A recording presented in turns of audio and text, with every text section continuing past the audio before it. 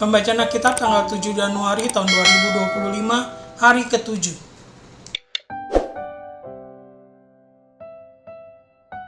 Daniel pasal 2. Mimpi Nebukadnezar. Pada tahun yang kedua pemerintahan Nebukadnezar, bermimpilah Nebukadnezar. Karena itu hatinya gelisah dan ia tidak dapat tidur. Lalu raja menyuruh memanggil orang-orang berilmu, ahli jampi, ahli sihir, dan para kasdim, untuk menerangkan kepadanya tentang mimpinya itu. Maka datanglah mereka dan berdiri di hadapan raja. Kata raja kepada mereka, "Aku bermimpi dan hatiku gelisah, karena ingin mengetahui mimpi itu." Lalu berkatalah para kasdim itu kepada raja dalam bahasa Aram, "Ya raja, kekalah hidupmu. Ceritakanlah kepada hamba-hambamu mimpi itu, maka kami akan memberitahukan maknanya." Tetapi raja menjawab para kasdim itu, "Aku telah mengambil keputusan, yakni jika kamu tidak memberitahukan kepadaku mimpi itu dengan maknanya, maka kamu akan dipenggal-penggal, dan rumah-rumahmu akan dirobohkan menjadi timbunan puing. Tetapi jika kamu dapat memberitahukan mimpi itu dengan maknanya, maka kamu akan menerima hadiah, pemberian-pemberian, dan kehormatan yang besar daripadaku. Oleh sebab itu beritahukanlah kepadaku mimpi itu dengan maknanya." Mereka menjawab pula, "Silakan tuanku raja menceritakan mimpi itu kepada hamba-hambanya ini, maka kami akan memberitahukan maknanya." Jawab raja, "Aku tahu benar-benar bahwa kamu mencoba mengulur-ulur waktu, karena kamu melihat bahwa aku telah mengambil keputusan, yakni jika kamu tidak dapat memberitahukan kepadaku mimpi itu, maka kamu akan kena hukuman yang sama. Dan aku tahu bahwa kamu telah bermufakat untuk mengatakan kepada aku hal-hal yang bohong dan busuk sampai keadaan berubah. Oleh sebab itu ceritakanlah kepadaku mimpi itu, supaya aku tahu bahwa kamu dapat memberitahukan maknanya juga kepadaku." Para kasdim itu menjawab raja, "Tidak ada seorang pun di muka bumi yang dapat memberitahukan apa yang diminta tuanku raja, dan tidak pernah seorang raja, bagaimanapun agungnya dan besar kuasanya, telah meminta hal sedemikian dari seorang berilmu atau seorang ahli jampi atau seorang kasdim. Apa yang diminta tuanku raja adalah terlalu berat, dan tidak ada seorang pun yang dapat memberitahukannya kepada tuanku raja, selain dari dewa-dewa yang tidak berdiam di antara manusia." Maka raja menjadi sangat geram dan murka karena hal itu. Lalu dititahkannya lah untuk melenyapkan semua orang bijaksana di Babel. Ketika titah dikeluarkan supaya orang-orang bijaksana dibunuh, maka Daniel dan teman-temannya pun terancam akan dibunuh. Lalu berkatalah Daniel dengan cerdik dan bijaksana kepada Arioh, pemimpin pengawal raja yang telah pergi untuk membunuh orang-orang bijaksana di Babel itu. Katanya kepada Arioh, pembesar raja itu, "Mengapa titah yang begitu keras ini dikeluarkan oleh raja?" Lalu Arioh memberitahukan hal itu kepada Daniel. Maka Daniel menghadap raja dan meminta kepadanya supaya ia diberi waktu untuk memberitahukan makna itu kepada raja. Kemudian pulanglah Daniel dan memberitahukan hal itu kepada Hanaya, Misael, dan Asaria, teman-temannya, dengan maksud supaya mereka memohon kasih sayang kepada Allah semesta langit mengenai rahasia itu, supaya Daniel dan teman-temannya jangan dilenyapkan bersama-sama orang-orang bijaksana yang lain di Babel. Maka rahasia itu disingkapkan kepada Daniel dalam suatu penglihatan malam. Lalu Daniel memuji Allah semesta langit.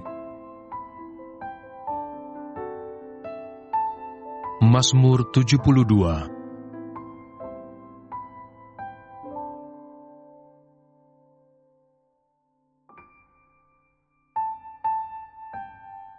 Doa harapan untuk Raja dari Salomo. Ya Allah, berikanlah hukum-Mu kepada Raja dan keadilan-Mu kepada putra Raja. Kiranya ia mengadili umat-Mu dengan keadilan dan orang-orang-Mu yang tertindas dengan hukum.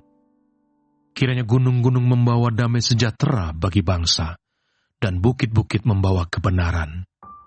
Kiranya ia memberi keadilan kepada orang-orang yang tertindas dari bangsa itu, menolong orang-orang miskin, tetapi meremukkan pemeras-pemeras. Kiranya lanjut umurnya selama ada matahari dan selama ada bulan turun-temurun.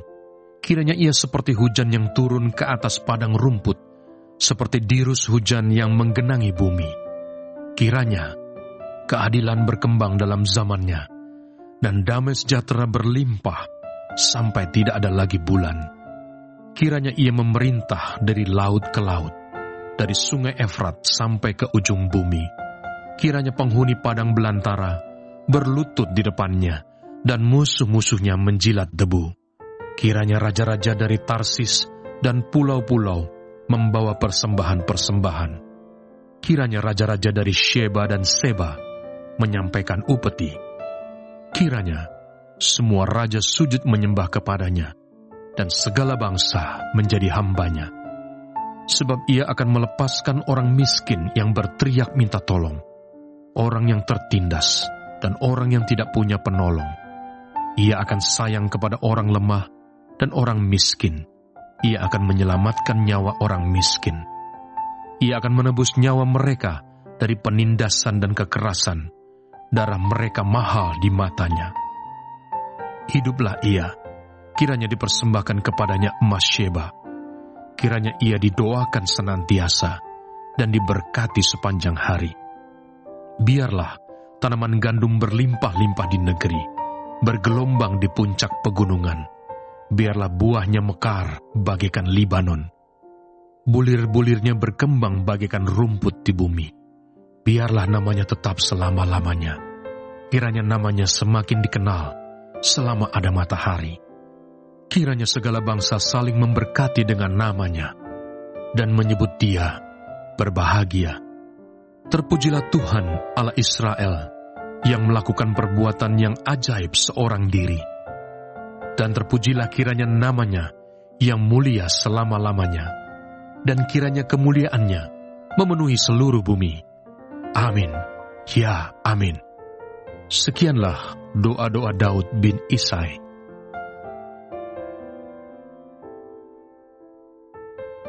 Efesus pasal 4.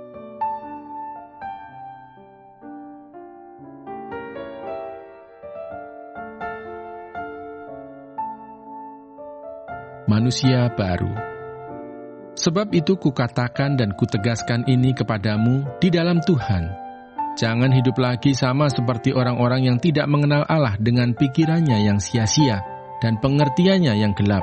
Jauh dari hidup persekutuan dengan Allah, karena kebodohan yang ada di dalam mereka dan karena kedegilan hati mereka. Perasaan mereka telah tumpul, sehingga mereka menyerahkan diri kepada hawa nafsu dan mengerjakan dengan serakah segala macam kecemaran. Tetapi kamu bukan demikian.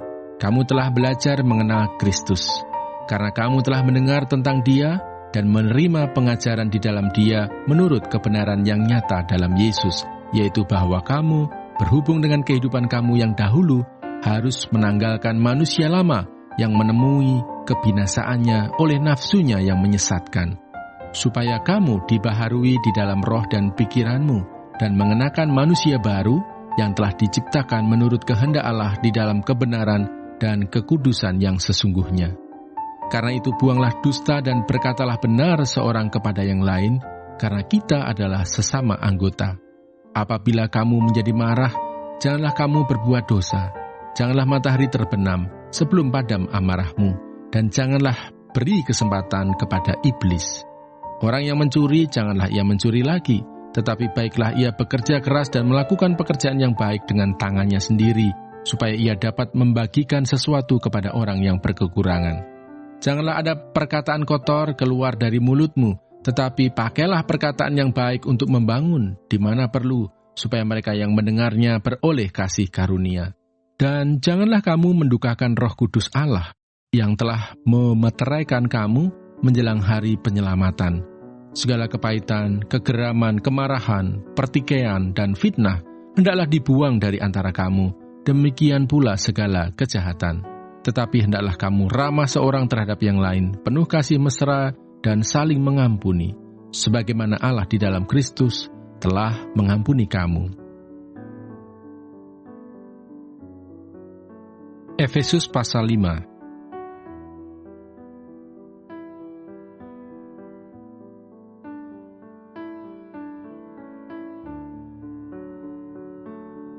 hidup sebagai anak-anak terang. Sebab itu jadilah penurut-penurut Allah, seperti anak-anak yang kekasih. Tema minggu ini, terang Tuhan membimbing hidup.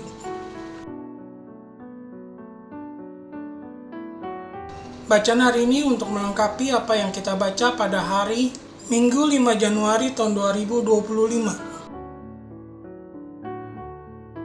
Renungan.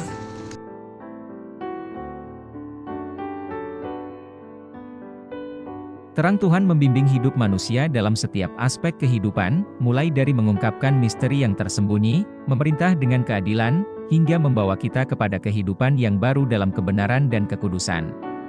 Melalui firman Tuhan hari ini, kita diingatkan bahwa terang Tuhan tidak hanya membimbing, tetapi juga memampukan kita untuk hidup sesuai kehendak-Nya. Dalam Daniel pasal 2, Raja Nebukadnezar menghadapi mimpi yang membuatnya gelisah, namun tidak ada yang mampu menjelaskan arti mimpinya.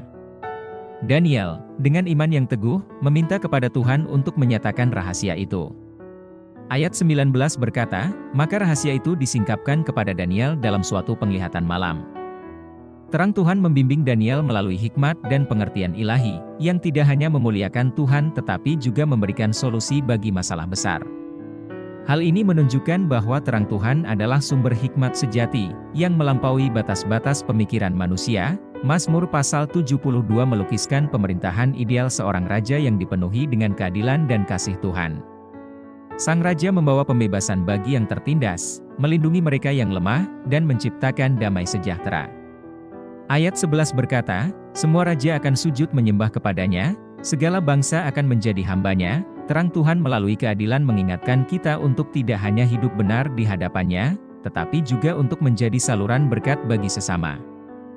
Hidup yang dipimpin oleh terang Tuhan akan membawa kedamaian, keadilan, dan kesejahteraan bagi semua orang di sekitar kita. Paulus dalam suratnya untuk jemaat di Efesus menyerukan agar umat Tuhan meninggalkan cara hidup lama yang gelap, penuh dengan kebodohan dan kedegilan hati, dan mengenakan manusia baru yang diciptakan menurut kehendak Allah dalam kebenaran dan kekudusan. Pasal 5 ayat 1 berkata, sebab itu jadilah penurut-penurut Allah, seperti anak-anak yang kekasih. Terang Tuhan membimbing kita untuk hidup sesuai dengan identitas baru kita sebagai anak-anak terang. Hidup ini ditandai dengan kasih, kekudusan, dan kesaksian nyata bahwa kita adalah milik Kristus. Kesimpulan. Terang Tuhan membimbing hidup kita melalui hikmat-Nya yang menyatakan misteri, Daniel pasal 2, keadilannya yang membawa kedamaian, Mazmur pasal 72, dan kehidupan baru dalam kekudusan, Efesus pasal 4 dan 5. Dalam terang ini, kita dipanggil untuk hidup sesuai kehendak Tuhan, menjadi saksi dan saluran terang bagi dunia yang gelap. Mari kita membuka hati untuk dipimpin oleh terang Tuhan, menyerahkan semua tantangan kepadanya, hidup dalam keadilan dan kasih, serta mengenakan manusia baru yang memancarkan terang Kristus.